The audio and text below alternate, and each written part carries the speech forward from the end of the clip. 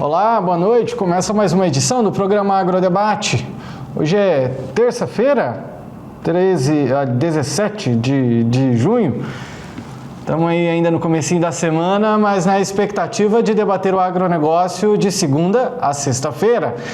Nos destaques do programa dessa terça-feira, você vai acompanhar informações como a CNA, Confederação Nacional da Agricultura e da Pecuária, ela está um pouco apreensiva, já que, segundo ela, o censo agropecuário do IBGE, o Instituto Brasileiro de Geografia e Estatística, ele deve ser tratado como prioridade de Estado. Porém, há um impasse sobre a liberação para verba para a pesquisa que está gerando uma grande preocupação, segundo a CNA, que precisa, já que o IBGE precisa de uma liberação do Ministério do Planejamento e Orçamento e, segundo o próprio Ministério, existe uma expectativa de corte de verbas do Ministério. Então, será que vai ter incremento no valor aí e expectativa de repasse? Será que vem para quando? Porque se vier para o ano que vem, segundo a CNA, é mais atraso e demora para a coleta desses dados. Vamos debater sobre esse assunto. Hoje também você vai ver informações sobre a fiscalização que apreendeu 40 toneladas de farelo de soja adulterados que estavam prontos para exportação. Quem será que fez isso? Por que fez? Quem será que é o culpado? Então, para já compor a nossa bancada digital por aqui, eu vou chamar os nossos especialistas. Ele que é especialista em negócios e participa conosco diariamente por aqui, seu Bianco, e ela que é especialista em agronegócios, também participa diariamente por aqui, Daiane Kirnev. Vou começar perguntando para a Daiane, minha amiga, esse censo do IBGE, que há uma expectativa da CNA de um pedido assim de prioridade de Estado. Eu queria perguntar para você se essa prioridade de Estado, na sua opinião, que a CNA está pedindo aí, ela faz algum sentido? Você concorda com isso? Seja bem-vinda, boa noite. Boa noite, Jação, boa noite, Bianco. Eu concordo, o último censo que foi feito, foi em 2017, ele já precisa ser atualizado, até para que planejamentos sejam feitos. Muito bem. Seu Bianco, a minha pergunta para o senhor está relacionada ao segundo destaque que eu falei hoje, a fiscalização que apreendeu 40 toneladas de farelo de soja adulterado aí prontos para exportação. O que falar sobre isso, hein? Boa noite, seja bem-vindo. Boa noite, Jossan, boa noite, doutora Daiane, boa noite a todos que nos assistem. É um problema grave, porque algum espertinho aí quer se aligerar e aí compromete uma nação inteira, compromete um agro inteiro.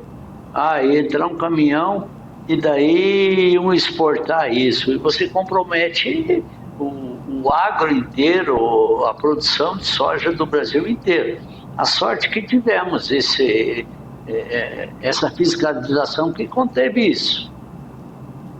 Não esperava uma resposta diferente, mas vamos discutir mais sobre isso ao longo do programa. A partir de agora, 1 hora de debate sobre o agronegócio. Vamos debater o agro?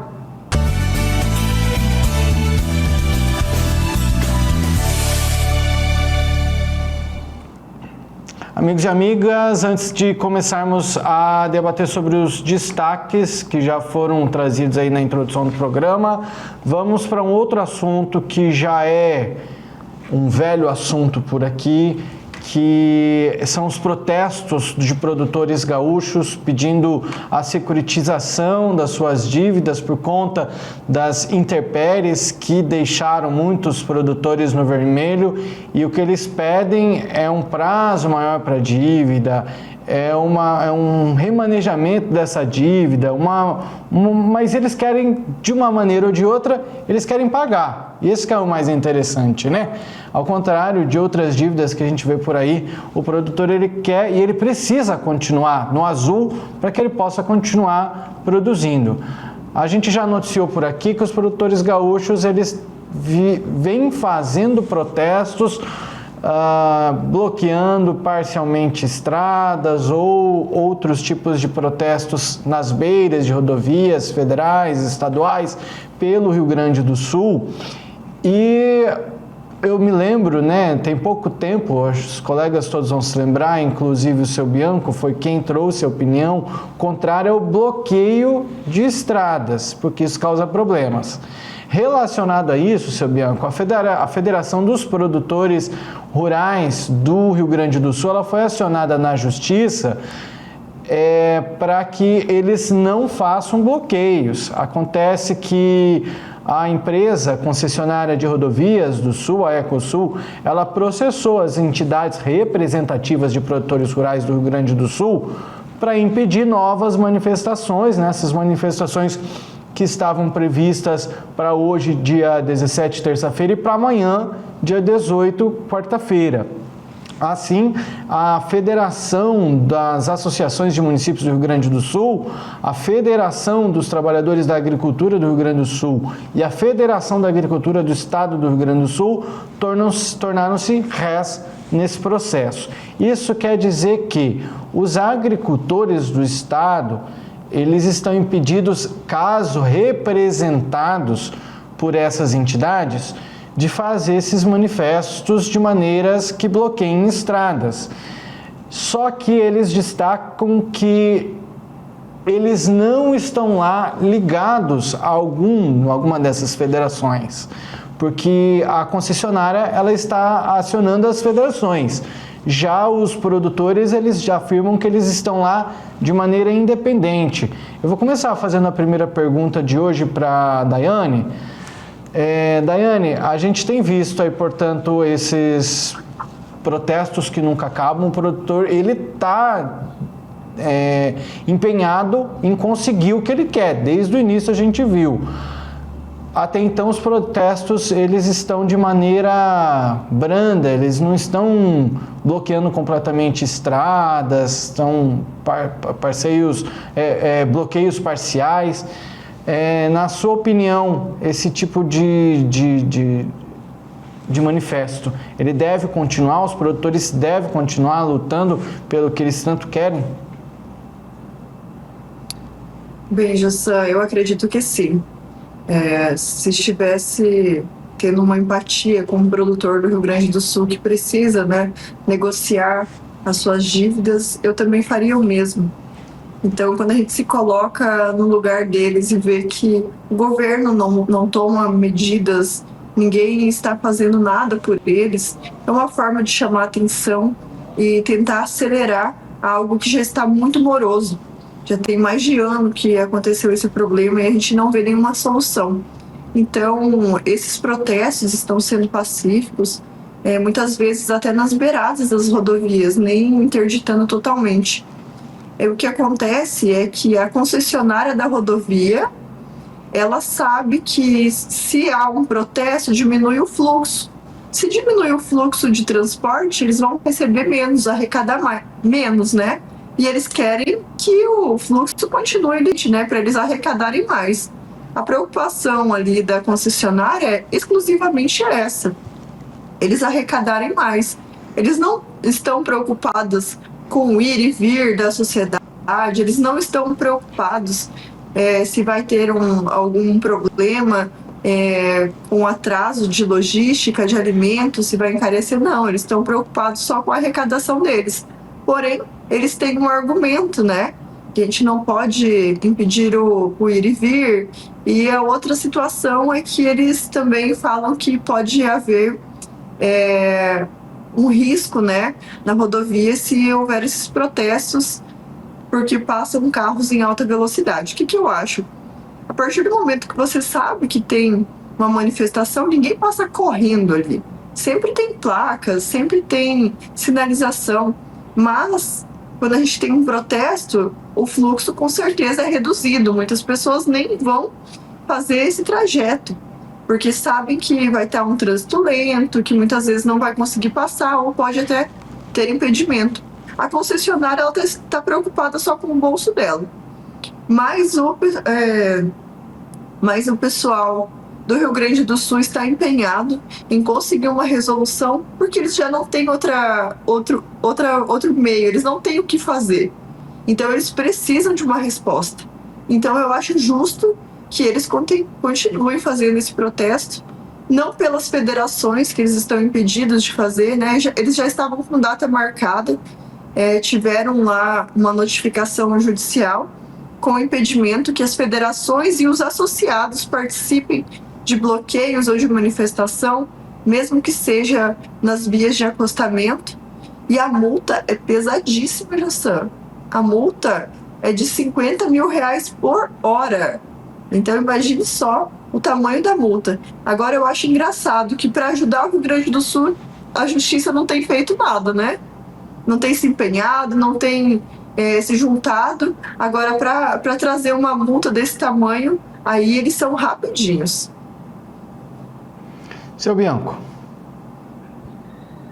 Jassan, eu não sou contra a ação do pessoal dos produtores do Rio Grande do Sul. Eu acho que tem que atacar mais na fonte. Quem é que tem a caneta na mão ou aonde que pode ser decidido isso?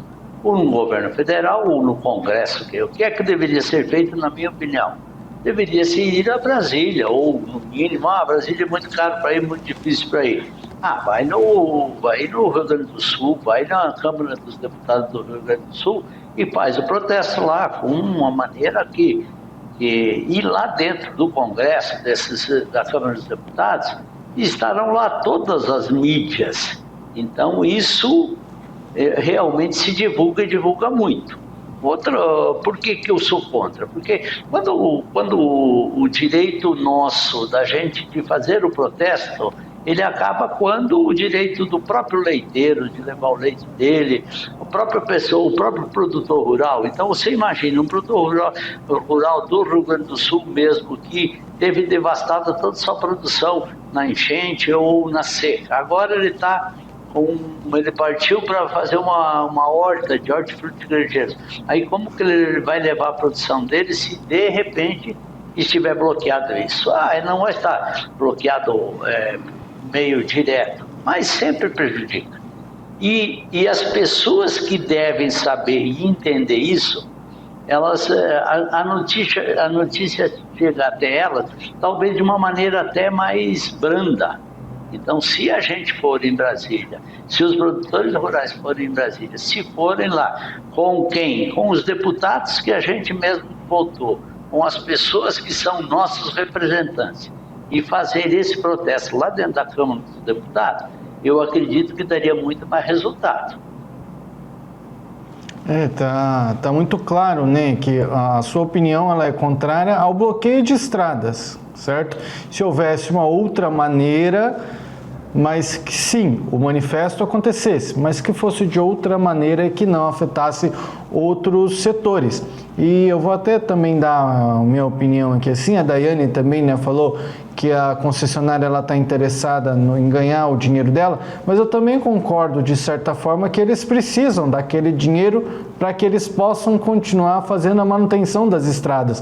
Então a gente vai gerando um efeito cascata, né? Gera um problema para um, gera um problema para outro, e aí, quem é que vai pagar por isso tudo? Então dá para entender também o parte de todos, e não que eu esteja sendo contra os manifestos, eu também compartilho da mesma opinião do seu Bianco. E eu acredito que a Daiane também pensa assim, né? E que a gente deve fazer, os manifestos eles devem acontecer, porém, de maneira que não afete os outros e que a gente pudesse também direcionar. Eu concordei, gostei muito da opinião do seu Bianco, Daiane, de atuar diretamente contra os nossos políticos, para que eles façam, né? Para eles está muito fácil, de lá dos seus benefícios, dentro dos seus paletós e dos seus escritórios, assinarem papéis que muitas vezes não resolvem nada. Exatamente, Jassan. Eu vejo que assim, os bloqueios que estão acontecendo, eles não são totais. Eles ficam muitas vezes ali nas vias e fazem protestos. Os protestos, eles são feitos para chamar atenção para aquela população que precisa de uma resposta. Também acho que deve ser feito lá em Brasília diretamente, eu concordo que seria muito efetivo, mas o que a gente tem visto é que nada tem acontecido. Então eles precisam tomar uma medida muitas vezes, né, de fazer esses protestos, de chamar a atenção para que algo saia, né? Para que eles tenham uma resolução, porque mais um ano, mais uma safra e nada até agora aconteceu. Então, eu tenho esse sentimento pelo produtor rio-grandense, né, que está passando por toda essa situação, e acredito que o quanto antes eles devem ter uma resposta satisfatória para eles, né? Porque a primeira manifestação foi ouvida em partes, né? Não resolveu o problema deles, mas eles não tinham nada antes. Então, a continuidade seria para que algo fosse resolvido de uma maneira que fosse eficiente. Então, quem sabe aí, futuramente eles possam ir até Brasília, eles possam tomar outras atitudes, mas eles viram que teve uma repercussão, mesmo que não resolutiva, mas alguma coisa já começou a ser feita.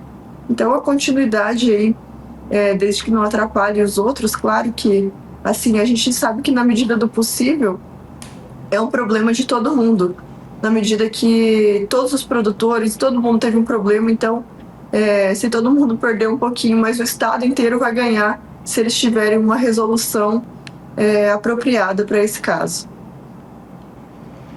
Seu Bianco, o negócio é torcer, cada um tentar fazer a sua parte, mas também ficar só na torcida não dá, né? O que é que dá para o restante da população fazer? Talvez, eu sei que talvez ir para Brasília ou todos os produtores rurais ficaria muito difícil, muito caro, muito demorado. Talvez, então, uma comitiva em Brasília e daí esses produtores irem ali em frente ao banco, qual está faltando essa liberação desses recursos, ou mesmo que... E esse banco iria pressionar também para frente a central do banco e, consequentemente, o Ministério da Economia. Então, talvez esse manifesto ali no banco, onde está, fechando o banco, algo assim parecido, ou em frente ao banco, né, que também iria dar repercussão de mídia, e talvez uma comissão indo a Brasília, porque também a gente entende, todos os produtores do Rio Grande do Sul, como está sendo o Tratoraço ou todo esse pessoal ir a Brasília, financeiramente é muito difícil e muito demorado também, né? Então, talvez uma parte ou a maioria dessas partes iria em frente aos bancos e uma comissão iria a Brasília. Muito bem explanado. É isso aí, opinião dada. Torcemos aí, né? Inclusive, se tiver algo que algum telespectador sugira que a gente possa fazer, a comunidade de maneira geral, mande sua sugestão no nosso WhatsApp. Poxa, vocês, como um programa de TV ou talvez dessa maneira, vamos tentar pensar em soluções que podem colaborar com os nossos colegas produtores gaúchos. Mande sua mensagem no nosso WhatsApp. Estamos esperando a sua participação. A gente vai fazer um breve intervalo comercial e no próximo bloco voltamos falando do Censo Agro, que segundo a CNA, Confederação Nacional da Agricultura e Pecuária, deve ser uma prioridade de Estado, já que, segundo disse a Daiane Kirnev agora há pouco, né, minha amiga, que o último censo foi em 2017 e é importantíssima essa atualização dos dados por parte do IBGE. Acontece que o repasse da verba está demorando e, segundo o Ministério do Planejamento e Orçamento, que é a quem o IBGE deve prestar esclarecimentos, diz que precisa fazer corte de verba. E aí, a CNA está preocupada com essa situação. Será que vai ter um novo censo agro que está previsto aí para 2026? Se demorar demais, 2025 passa e não teremos nada em 2026. O intervalo é rápido, voltamos já.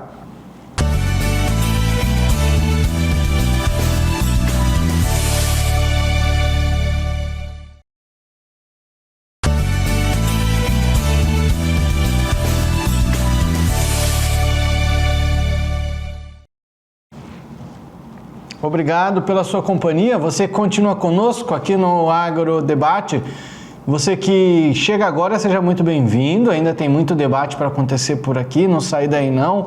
Tem muito debate sobre o agronegócio para você que é de dentro ou é de fora da porteira, de uma maneira muito didática que a gente pode conversar e para entender a cada dia mais que passa essas questões que envolvem o agro. Mande sua mensagem no nosso WhatsApp, o seu comentário, a sua sugestão de pauta, estamos aguardando a sua participação. Nosso assunto de agora é o Censo Agro, que segundo a CNA deve ser prioridade de Estado para esse ano, já que no ano que vem deve ser realizado esse Censo Agro. Bom, a CNA ela disse que há um impasse sobre a liberação da verba para pesquisa, o que está gerando uma grande preocupação em relação a essa pesquisa. Essa coleta das informações está prevista para o ano que vem, mas o IBGE confirmou nesse mês que ainda não tem orçamento para iniciar os testes necessários que devem ou deveriam acontecer até o final desse ano de 2025. O Censo Agropecuário, para você ter uma noção, ele faz um mapeamento detalhado das condições dos produtores rurais. A edição mais recente, a última, é lá de 2017, quando o IBGE contabilizou 5,1 milhões de estabelecimentos do setor. O argumento da CNA é que de lá para cá o campo passou por importantes transformações. São avanços tecnológicos, mudanças no perfil dos produtores e alterações na ocupação do território. Assim, a atualização dos dados seria essencial para identificar de forma mais assertiva oportunidades de negócios e desafios. Para conversar sobre esse assunto, tornamos a conversar e montar a nossa tríplice bancada digital por aqui. Seu Bianco, que é especialista em negócios, e Daiane Kirnev, especialista em agronegócios, compõe a nossa bancada. Daiane, como especialista em agronegócio, no começo do programa eu já te fiz uma pergunta se você achava que fazia algum sentido essa reclamação da CNA. E a gente tem visto informações de números que são importantíssimos. A gente tem tratado o planejamento como algo muito importante dentro, enfim, de todos os setores, não somente do agronegócio.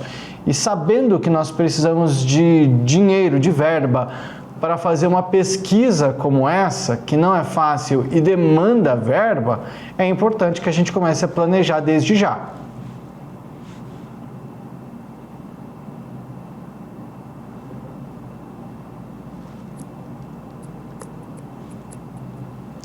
Acho que a Daiane travou. A gente continua, a internet ela continua, né, um pouquinho difícil aí. Mas eu vou fazer a pergunta então para o seu Bianco, né, seu Bianco? Já que eu estou sentindo inclusive aí um pouco de dificuldade na internet também, não sei se o seu Bianco nos ouve bem, mas não, eu tô ouvindo, é o seguinte, sim. A Confederação da Agricultura ela avalia com grande preocupação nessa indefinição orçamentária que ameaça o cronograma do censo agropecuário. Na sua opinião, esse planejamento é importante para que a gente consiga, né, essas verbas em 2025? Muito importante, Rossá. Tanto é que você mesmo citou que a doutora Daiane tem dado o último censo foi 2017, né? Nesses 8 anos aí o campo mudou muito, a tecnologia mudou muito. Houve mudanças simplesmente de grande porte. Vamos dizer, a adubação, hoje tem essa on-farm, né, que nós mesmos falamos.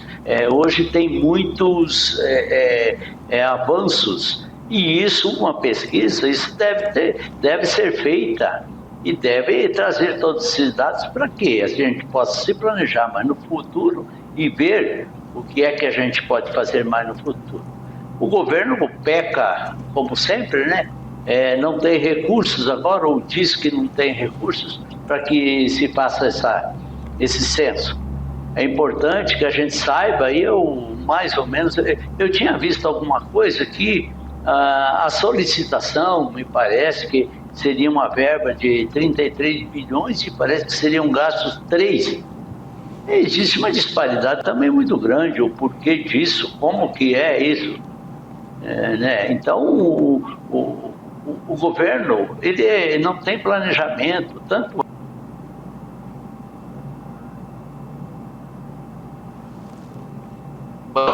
Travando o seu Bianco, né? Pois é.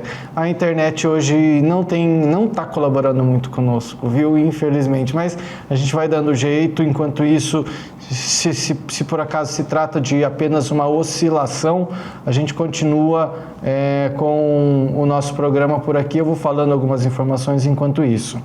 A pesquisa, ela está prevista para ser realizada em 2026. E para isso é fundamental assegurar recursos ainda em 2025 para despesas essenciais como desenvolvimento de sistemas, aquisição de equipamentos, de tecnologia, informação e comunicação, treinamento de pessoal e ações de comunicação. Essa indefinição, segundo segundo a Isabel Mendes, que é assessora técnica da CNA, é o possível atraso na liberação dos recursos que compromete essa etapa preparatória, podendo inviabilizar a coleta de dados no prazo adequado. Eu acho que a internet não está colaborando conosco. Vamos fazer um breve intervalo, meus amigos, para a gente resolver isso, e daqui a pouquinho a gente volta para ver se estabiliza essa comunicação entre nós. A gente volta já.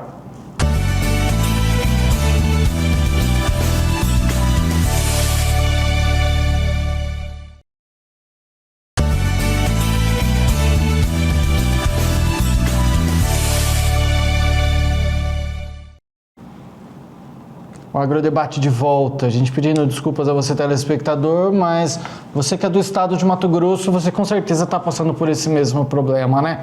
Mas a gente vai tentando aos trancos e barrancos resolver e trazer a informação, que esse é o nosso compromisso com você, telespectador. Vamos lá, então, voltando à nossa bancada Tríplice Digital. Parece que agora deu uma resolvida aqui na nossa conexão. Então, voltando a conversar com os nossos amigos, Daiane Kirnev, que é especialista em agronegócios, e seu Bianco, especialista em negócios. Daiane, você falava primeiro, né? Aliás, a minha pergunta primeiramente foi a você.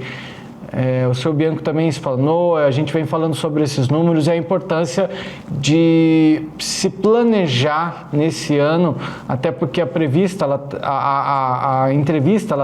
pesquisa está prevista para ser realizada em 2026, e para isso os recursos eles precisam ser alocados, conseguidos em 2025, com gestão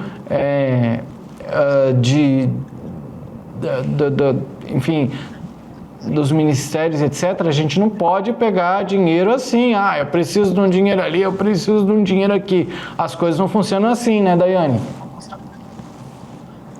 Jossam, essa pesquisa de desenvolvimento ela está planejada para 2026, porém, eles precisam de dinheiro para o desenvolvimento de softwares, eles precisam de aparelhos, né, tecnológicos para fazer esse censo.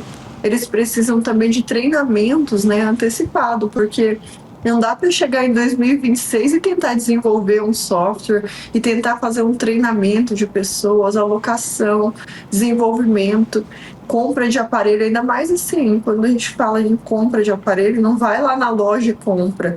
Tem todo um projeto, né? Quando é algo governamental, a gente faz por meio de licitação, tem prazo, então demora. Então a gente sabe que se esse recurso não vem esse ano, nós já estamos em junho. Esse recurso, se não vier agora, ano que vem provavelmente não conseguem fazer esse censo. E é um censo muito importante, porque ele é fundamentado no planejamento de um levantamento de dados para fazerem as ações que sejam viáveis àquelas pessoas que necessitam, né? Porque de 2017 até agora, já, como a gente fala, muitas águas já rolaram, né? Mas o que a gente sabe é que muitas famílias precisam, né, de uma assistência, às vezes precisam de um equipamento, elas necessitam de ajuda para desenvolver a atividade delas, porque muitas vezes sem equipamento elas não conseguem trabalhar. E esse levantamento é importante realmente nisso, para que eles tenham ações voltadas a essa população que precisa e para melhorar os desafios, né? Porque é um desafio, muitas vezes, essas pequenas propriedades que moram em locais que são afastados ou que não têm muito acesso. Às vezes as crianças precisam estudar, precisam de uma estrada, precisam arrumar a estrada, então precisa arrumar a ponte, né?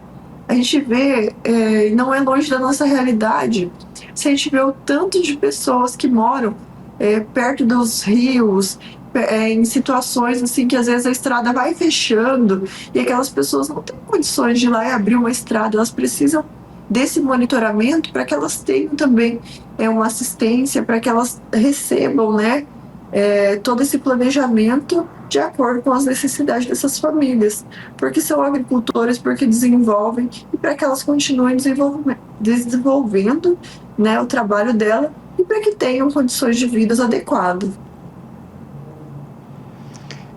O IBGE está vinculado ao Ministério do Planejamento e Orçamento e consultada pela reportagem que é da Folha Press, a pasta disse que tem feito esforços dentro dos limites para viabilizar esse censo agropecuário junto ao Congresso, mas reconhece que o principal entrave é a necessidade de suplementação orçamentária. Vamos aos dados.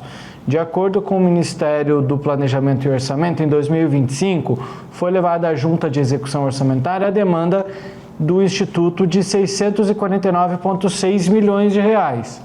A pasta também afirmou que, segundo o IBGE, o valor estimado para as atividades do censo agropecuário no período de 2025 a 2028 é de cerca de 2,9 bilhões.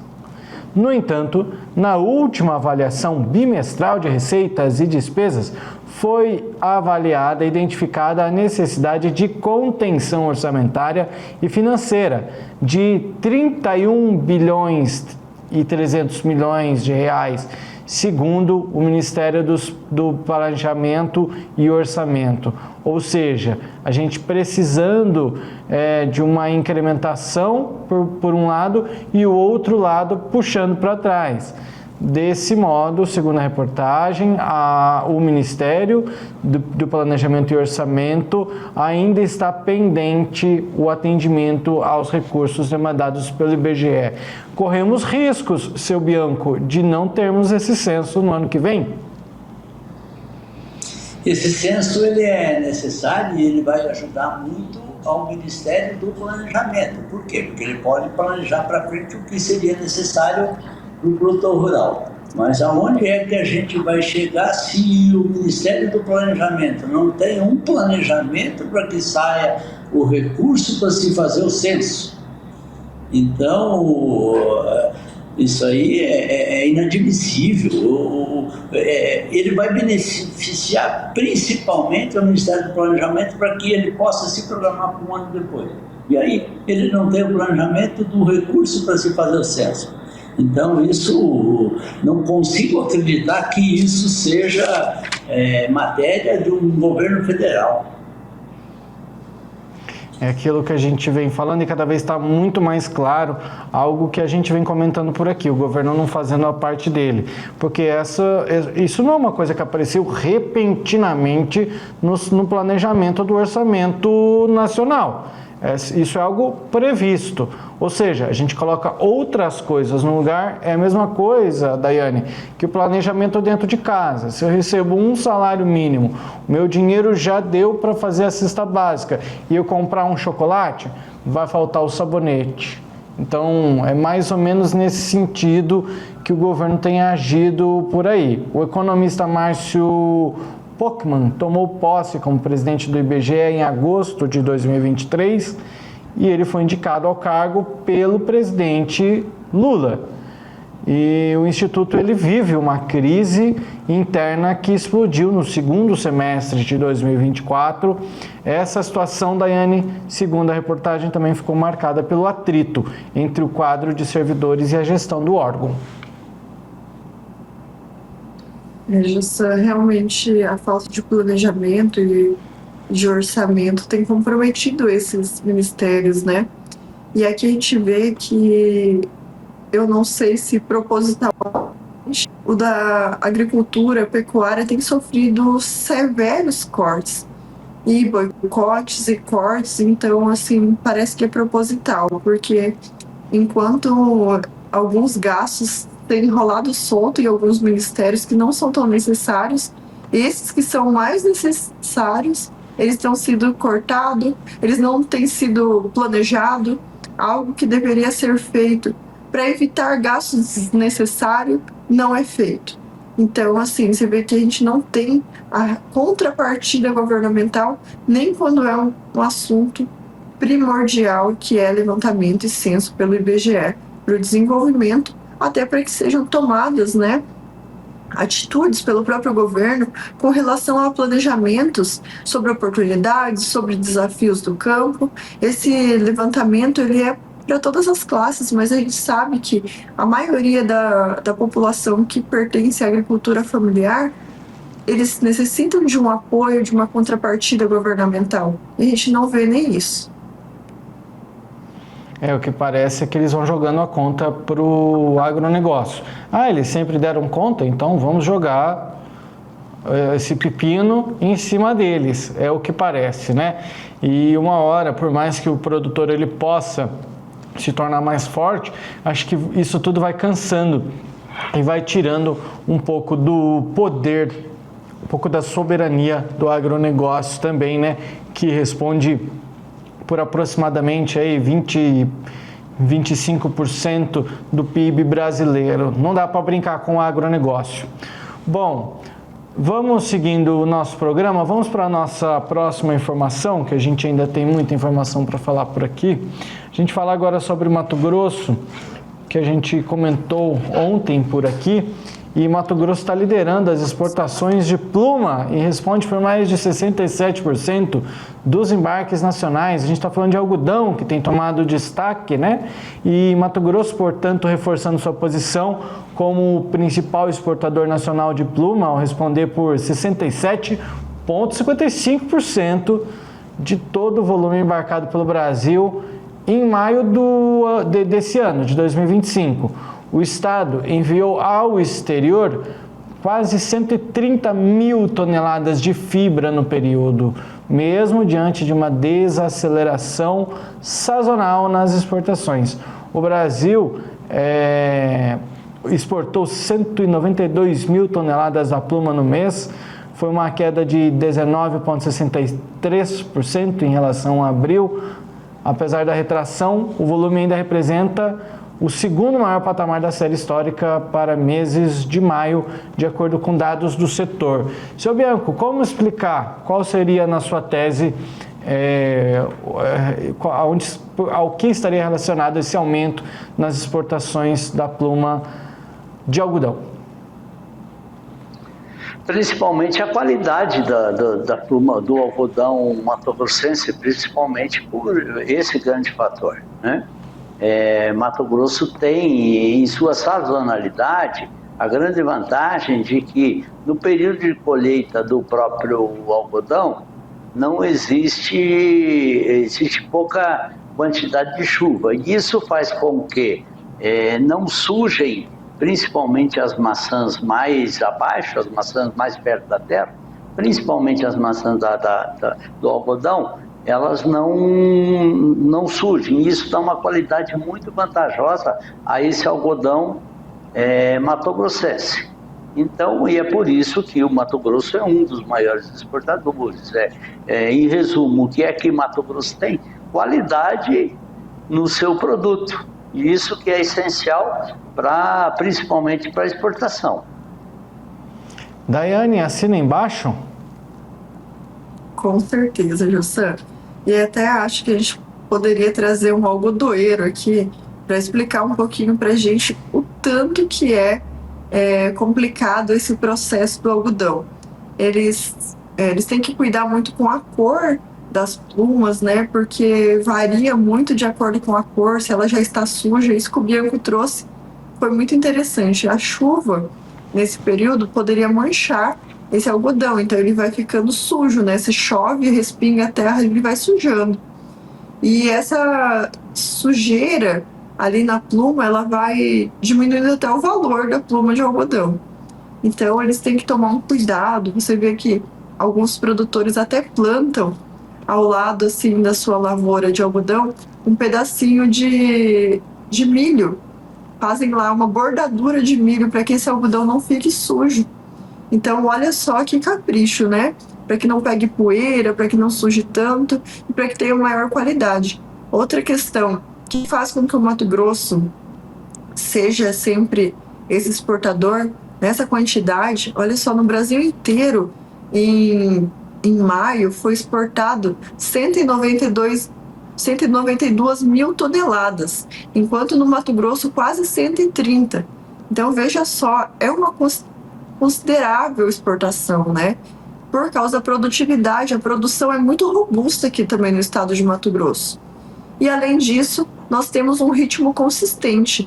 Não é algo que produz esse ano que vem não vai produzir a mesma quantidade. É uma quantidade sempre média ali que é considerável. E a gente sempre vê que esses padrões eles vão aumentando, né?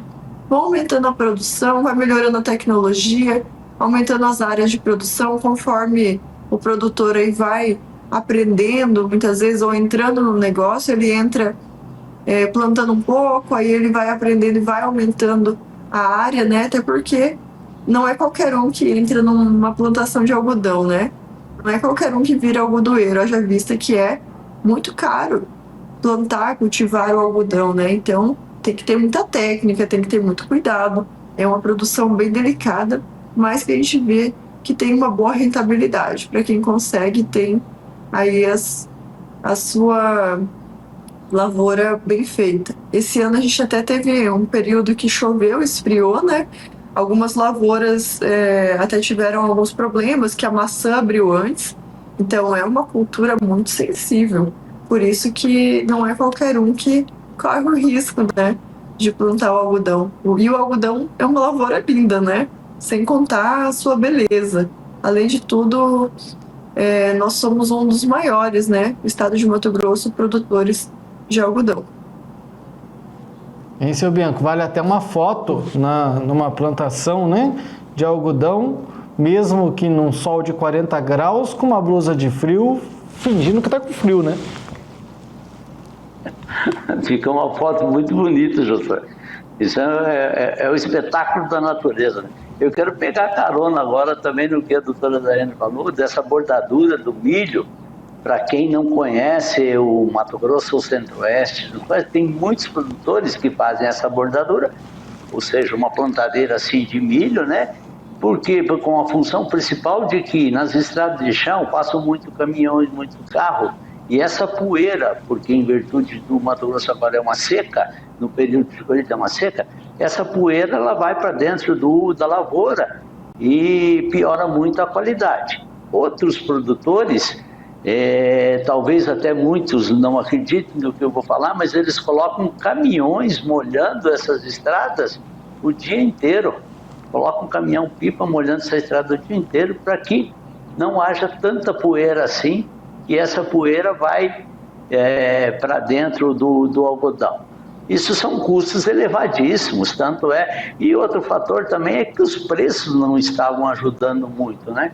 Tanto é que lá o preço melhor que teve para o algodão nos últimos 20 anos foi lá no mês de maio, junho de 2022, que a pluma chegou a uns R$250, mais ou menos. E hoje ela está em torno aí de 100 e poucos, apesar de que está recuperando agora.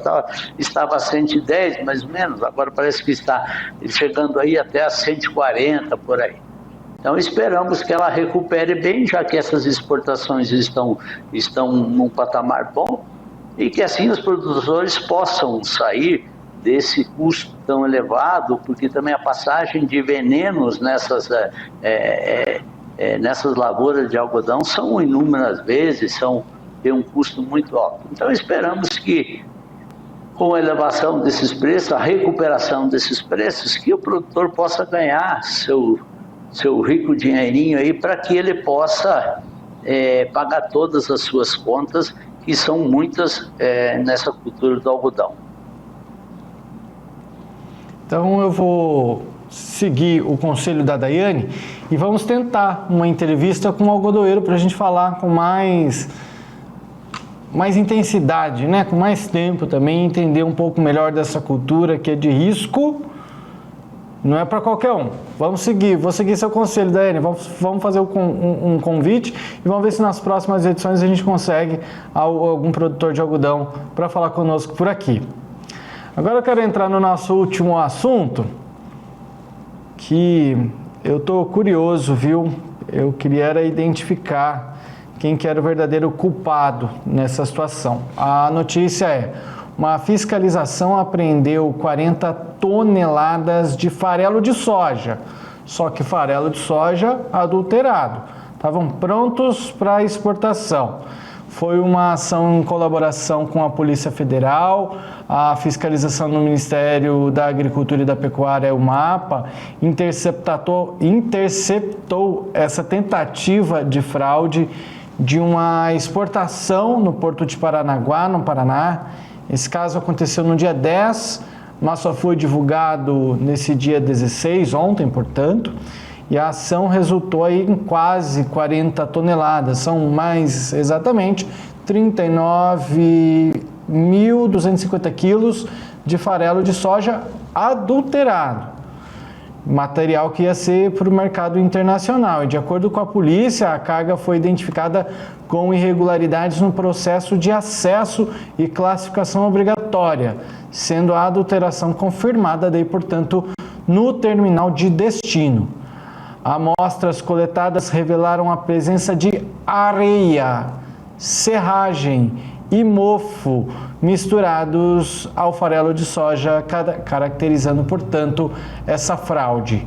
Auditores fiscais federais do Serviço de Inspeção de Produtos de Origem Vegetal do Paraná, do MAPA, foram responsáveis pelas análises. Eu estou sentindo mais uma vez uma oscilação aqui. Acredito que o seu Bianco está travado. Será que o seu Bianco nos ouve? A Daiane nos ouve, minha amiga? Não, o seu Bianco volta lá.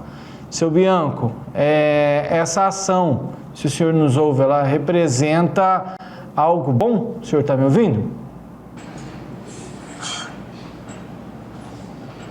Não, né? Não ouve.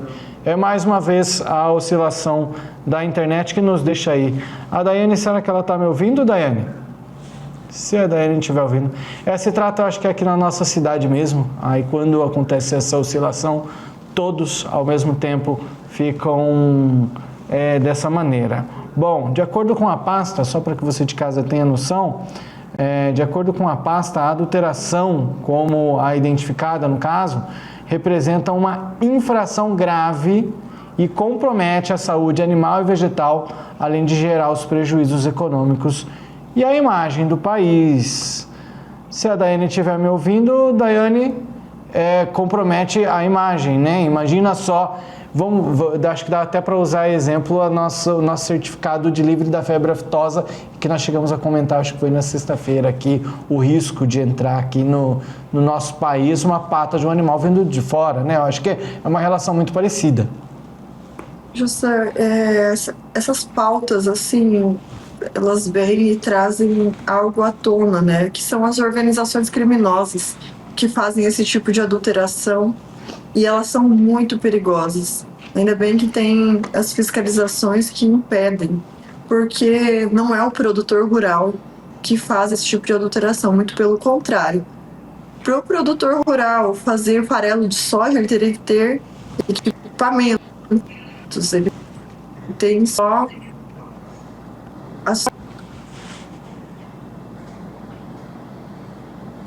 ele faz a entrega muitas vezes, né, do soja, e ele vai até o armazém e de lá, então, ele é levado pelas empresas que fazem as compras.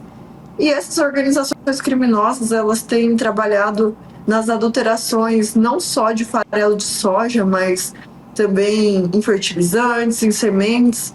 Então, essas quadrilhas que visam a lucratividade, inclusive, José, olha que absurdo, chegou ao ponto deles colocarem nesse farelo serragem e outros componentes. Imagina um animal consumir esse produto, né? Isso é um problema muito grande, é muito sério isso, é uma infração gravíssima, é um crime, né? E além disso, a gente pensar, além da saúde dos animais, ainda pode perder a credibilidade do agronegócio brasileiro, como se manchasse a reputação do agronegócio brasileiro. Imagine exportar algo que está adulterado, que tem misturas lá que pode até matar os animais ou ter algum problema, né, de saúde. É uma carga só, pelo peso que você falou agora, porém, a gente fica preocupado, né? Porque essa carga, ela passou por vários locais. Ela só foi apreendida já no destino final. Se tivesse passado, teríamos um problema sério, poderíamos até ter um problema com, né, a credibilidade brasileira do nosso agronegócio, que ela é tão polida, e uma situação dessa de criminosos, mau caráter, poderia muito bem trazer um problema aí para o nosso setor. Segundo o chefe do CIPOV Paraná, que é o Serviço de Inspeção de Produtos de Origem Vegetal do Paraná, o Fernando Mendes, né, a iniciativa partiu do Ministério Público Federal e visa coibir práticas fraudulentas em exportações de granéis, garantindo, então, isso que a Daiane está falando, que o Brasil mantenha o seu status de fornecedor confiável e seguro no mercado mundial.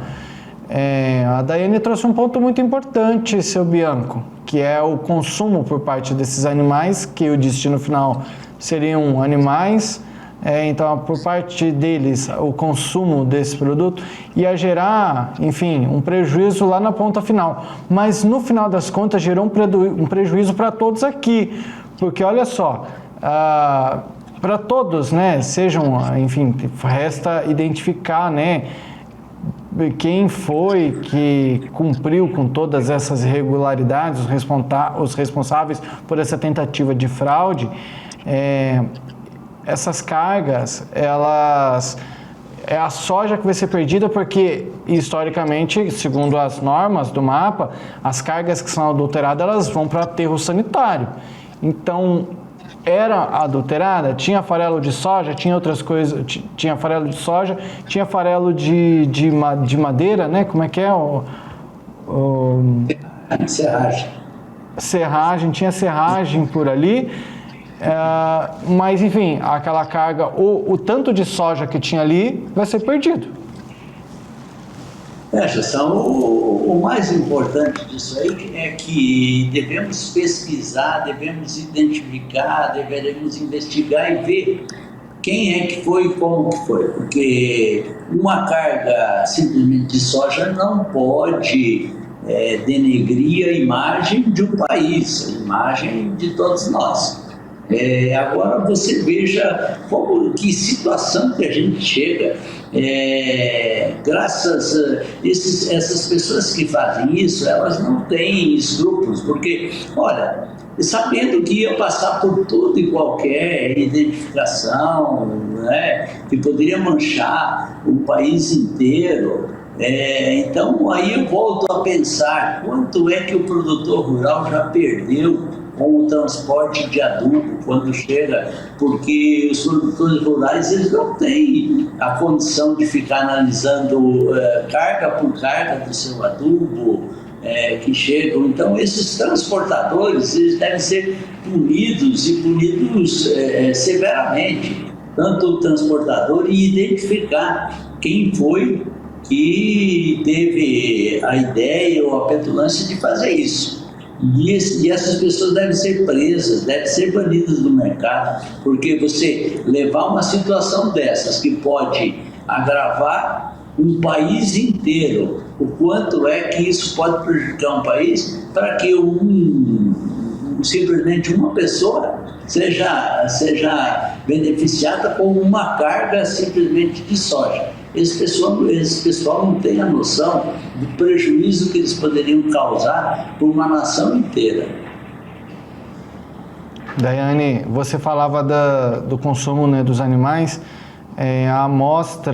As amostras coletadas revelaram, portanto, areia, serragem e mofo misturados ao farelo de soja. O próprio mofo, né, já nos causa também um espanto. Imagina alguém comer algo mofado, você vai desenvolver fungos dentro do seu organismo. Às vezes a perda na ponta lá seria muito maior do que a gente possa até imaginar. Não, mas o fungo não é nada aí perto de uma serragem, uma areia. Imagine consumir serragem, estrago que pode causar, né, no organismo ali desse animal. Mas essa pessoa, ela não está preocupada com a credibilidade nem com nada, ela está preocupada só... Essa pessoa não, porque eu não acredito que seja uma, eu acredito que seja uma organização criminosa realmente, porque é um processo que também demanda aí uma equipe toda, né? Porque a gente vê que é um processamento que foi feito, não foi levado assim de qualquer jeito, e chegou longe até, né? Chegou até o porto. Então, passou aí por algumas barreiras. É muita cara de pau, né? Fazer uma situação dessas para benefício próprio, para fomentar a criminalidade. Essa que é a realidade. Também acredito que seja uma organização para conseguir ter chegado aonde chegou.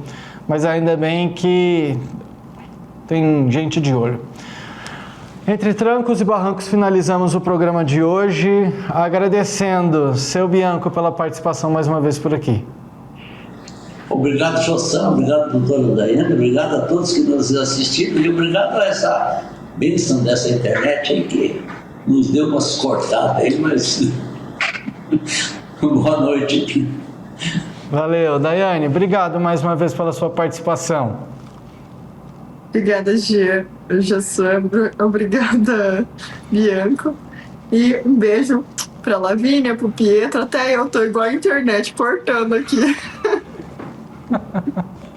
Eu tava aqui pensando, a internet afetou até você, minha amiga. Afetou aí, ó, a cabeça. Mas tá aí, a nossa intenção deu certo de comunicar com o nosso telespectador. Amanhã a gente volta com mais. Uma boa noite para todos, até amanhã e não se esqueça de mandar sua mensagem no nosso WhatsApp. Tchau!